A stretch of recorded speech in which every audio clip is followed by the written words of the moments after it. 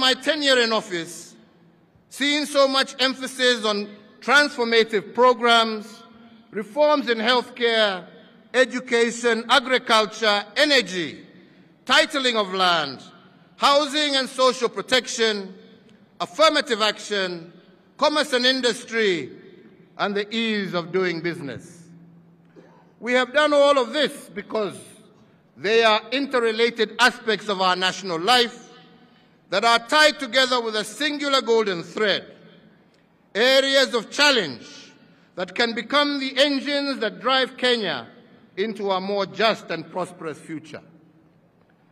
Fellow Kenyans, national security and defense has been a priority area since 2013 because we cannot deliver on our national anthem's promise of plenty within our borders if these borders were porous and insecure. I therefore made security a top priority because I know that without a secure environment, no life can flourish and no enterprise can thrive. With the mandate that was given to me, we silenced the wave of terror attacks that had a stranglehold on our nation. And we achieved this by retooling our security organs and making them more capable to address the dynamic contemporary security challenges that Kenya faces. To all our security officers, because of your commitment to defend our nation and to squarely face new dangers, every citizen is able to participate in the social economic development of our nation. You have kept us free, you have preserved our way of life, and allowed us to enjoy the present as well as protect tomorrow, and we thank you for that service. In realizing equitable development through devolution, it was my distinct honor to be the president who received, fostered, and gave impetus to the devolved system of governance. Today, the results of our proactive and enthusiastic support are markedly visible from Makueni to Mandera, from Busia to Bungoma, from Mombasa to Meru, from Lamu to Laikipia, and from Turkana to Tharaka Nithi.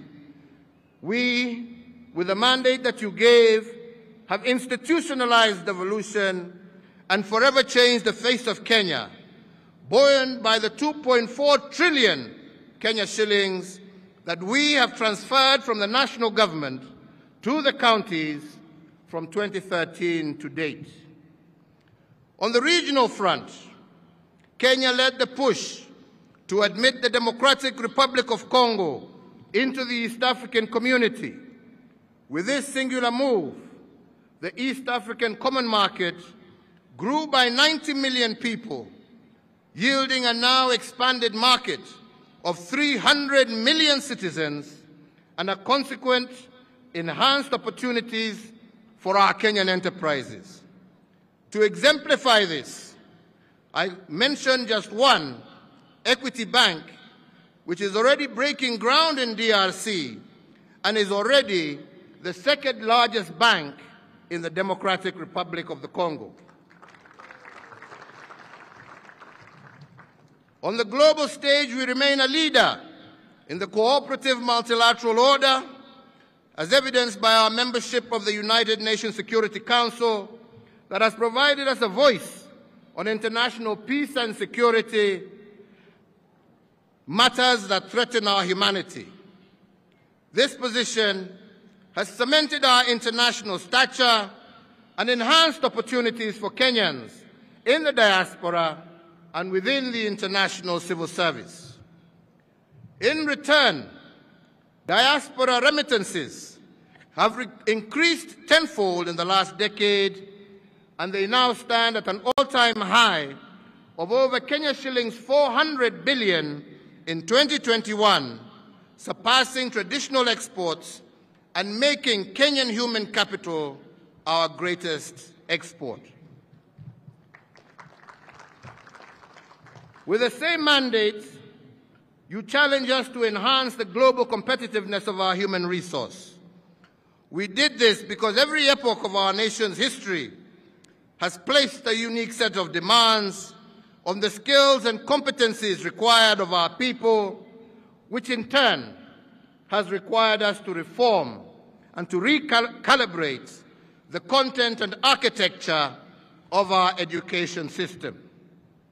At independence, our founding fathers embarked on a mission of course correction to transition from a colonial education system that prepared learners for servitude to one that gave them the tools to lead a newly independent nation. In 1985, we made yet another monumental shift by transitioning from the 7423 system into the 844 system. But with time, fellow Kenyans, the 844 curriculum became inconsistent with the aspirations of our growing nation, particularly because of its overloaded curriculum and its focus on rote learning and the passing of exams as the ultimate goal of the system. As we began re-engineering it, we had to return to the foundational philosophy of education, and that is, citizens never fail. It is systems that fail them. And if the systems are inconsistent with the aspirations of the people, then the systems must be changed. The challenge of the day calls us to imagine a system that creates responsible citizens as opposed to subjects, a system that celebrates creative potential of all our children as opposed to one that leaves them with labels of failure if they do not pass exams, a system that brings about freedom to be creative and innovative as individuals. This is the promise of the competency-based curriculum, and that is why in December of 2022, the pioneer CBC class, now in 6th grade, will transition to junior secondary. And we believe, and given the manifest success achieved in such a short period of time, there is no turning back with respect to competency-based curriculum.